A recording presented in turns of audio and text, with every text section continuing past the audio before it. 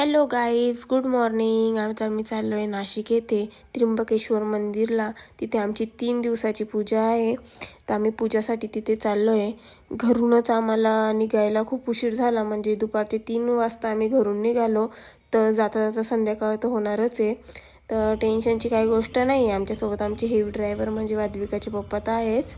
त्याच्यामुळं तर काही टेन्शन नाही. मस्त व्ह्यू एन्जॉय करत करत आम्ही पोहोचलो आहे नाशिक येथे त्र्यंबकेश्वर मंदिरात.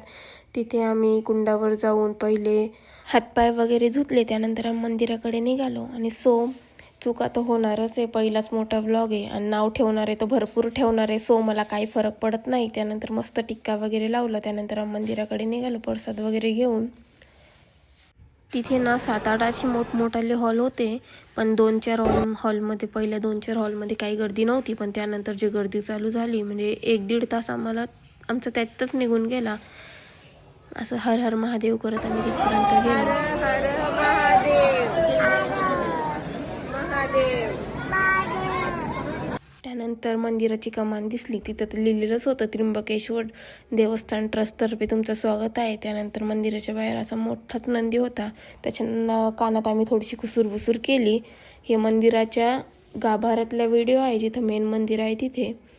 तर तिथे एवढी गर्दी होती आणि तिथं काही मोबाईल, म्हणजे आम्ही लपून वगैरे असा व्हिडिओ घेतला. मोबाईल अलाउड नव्हतं तिथे.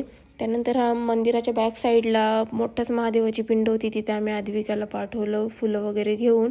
तर तिला सांगितलं फुलं टाकून ये तिथं. तर ती फक्त फुलंच टाकत होती आणि बेलपत्र टाकत नव्हती. तिला आम्ही एवढं ओरडू सांगत होते, बेलपत्र टाक. दर्शन वगैरे घेऊन आम्ही रूमवर आलो. तर सगळे थकलेलेच होते. त्यांच्या चेहऱ्यावरून वाटत असं मस्त आराम वगैरे केला. सकाळी पहाटेचा हा व्हिडिओ आहे. आम्ही सकाळी पहाटेच 6 वाजता तयार होऊन पूजेसाठी निघालो. आणि तिथे रूमवर आमच्यासोबत एक स्कॅम झाला. म्हणजे एवढ्या थंडीतसुद्धा त्यांनी रूमवर गरम पाण्याची सोय नव्हती. तिथे आम्ही सगळ्यांनी एवढ्या थंडीतसुद्धा थंड्या पाण्यानेच आंघोळ केली.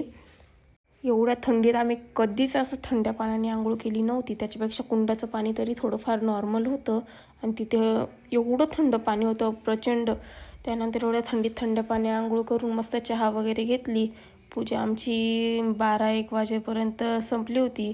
त्यानंतर आम्ही माशाचं वगैरे तलाव बघायला गेलो. आणि तिथे एवढ्या साऱ्या माश्या होत्या आणि एवढ्या सुंदर माश्या होत्या. म्हणजे तो फक्त माशांचाच तलाव होता. म्हणजे खूप साऱ्या, असं सांगू पण नाही शकत एवढ्या साऱ्या माश्या होत्या तिथे. त्यानंतर आम्ही अहिल्या तलावकडे गेलो. तिथं मस्त फोटो वगैरे घेतले, व्हिडिओ वगैरे क्लिप घेतल्या.